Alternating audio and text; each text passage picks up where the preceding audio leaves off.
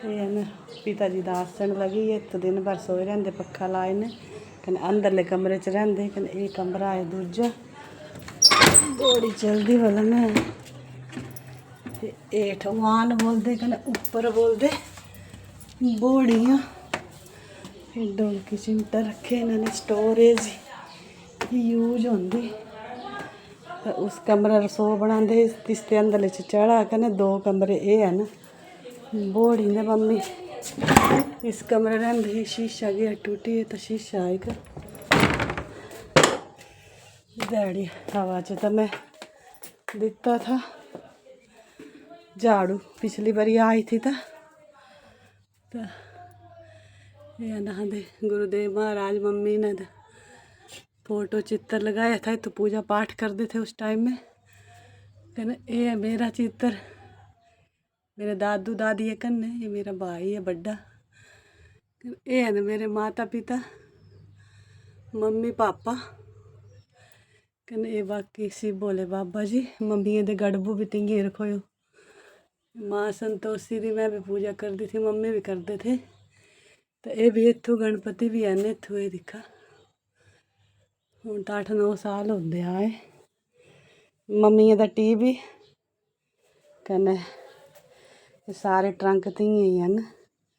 एक ट्रंक तो मेरे दाजे दा है इत्थू बाकी सब मम्मिया दे हैं।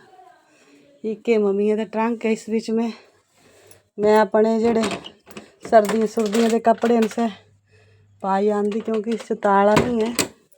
मेरा टैची कोई गया अच्छा ये एक मेरा टैची है ये कुआरिया दा ही है कने मेरे भाई दा टैची है शहीद हैं मेरे भाई ते तीन दा कने मम्मी दे दाजे दी पेटी ये मम्मी दा आसन कने जियां अहाँ कोई होर आ जांदे हे तां पैह्लें ये मंजे होंदे हे हुण तां इन्हां च कोई ये नहीं। मम्मी दीवान लिया था भाई समान भी आया अंदर रजाइयां रजूइयां पेटी नहीं खुलती थी मम्मी ते हुण कने मम्मी दी मशीन दोस्तों 60 साल पुरानी है पर हाली भी चलती पर इसदी हुण कोई वो नहीं रही है ना ढक मल कने मम्मी तो मुझे लगता 50-55 साल चलाई मम्मी ये मम्मी दे निशानियाँ रखो ही दोस्तों हाली भी थाली रखो ही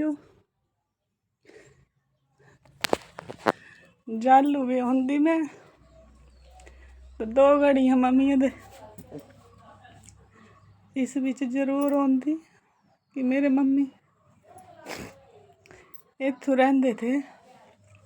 इस खिड़की ते बाहर दिखते थे गोर रास्ता हुण तां रोड बनिया है गली इंची हवा भी आंदी रहंदी थी। सर्दियां च इत्थू प्लास्टिक लगाई दिंदे थे भाई टारां च भी आवाज़ आंदी थी। ये टूटी था बीते पुराना 40-45 साल पहले मकान बनाया है। यहाँ छोटे छोटे होंदे हे तां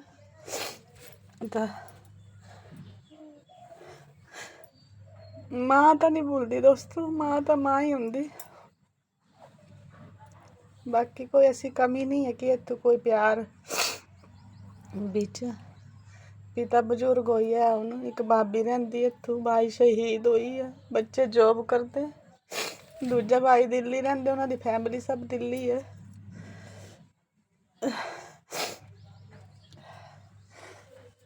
ते मम्मी दा बिस्तरा दोस्तों सराहना भी रखोया थे इन्होंने इत्थू सोंदे थे से मैं आंदी ही तो इत्थू एक मंजा लगाई आना मिंजो या मैं फिर इस ते नीचे जेड़ा कमरा थी इत्थू सो जांदी थी जालू बच्चे एक बच्चा मुन्नू सै सोआई लैंदे हे इत्थू दूजे मुन्नुआ सोगी मैं इत्थू सोए रहना मम्मी सोगी।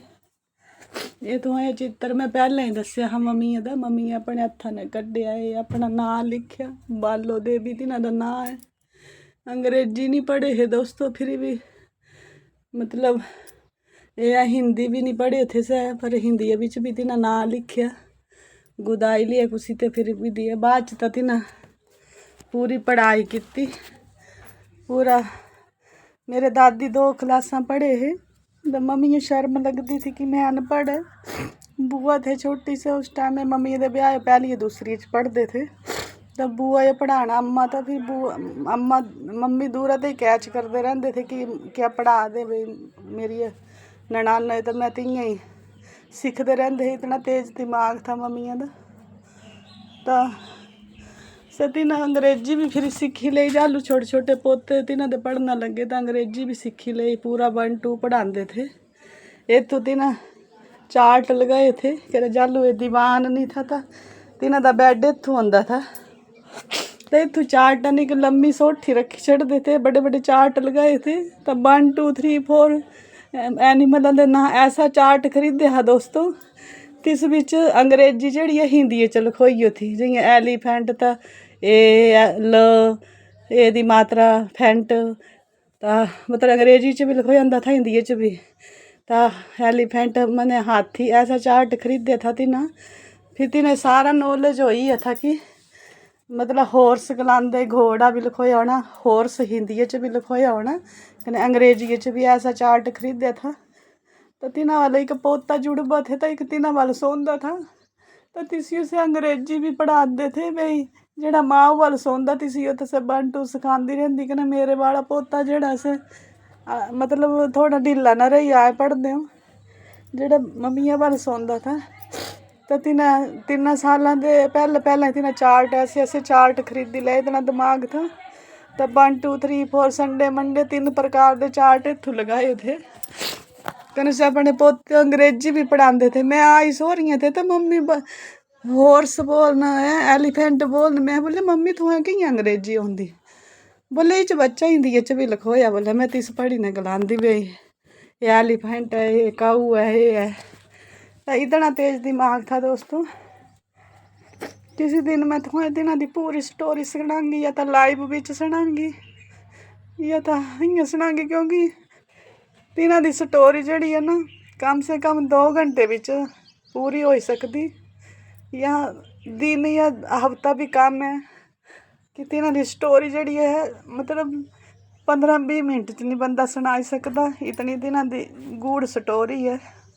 क्या थे क्या नहीं थे पूरा इलाका तिन्हों जानता। अगर इलाके दे इत्थुआं बंदे बंदे पुछ गए तो तिन्हां साई काम, तिन्हां साई कोई मतलब 10 20 आदमी भी मिली ने तिन्हां साई काम नहीं करी सकते थे, इतना नॉलेज था तिन्हां।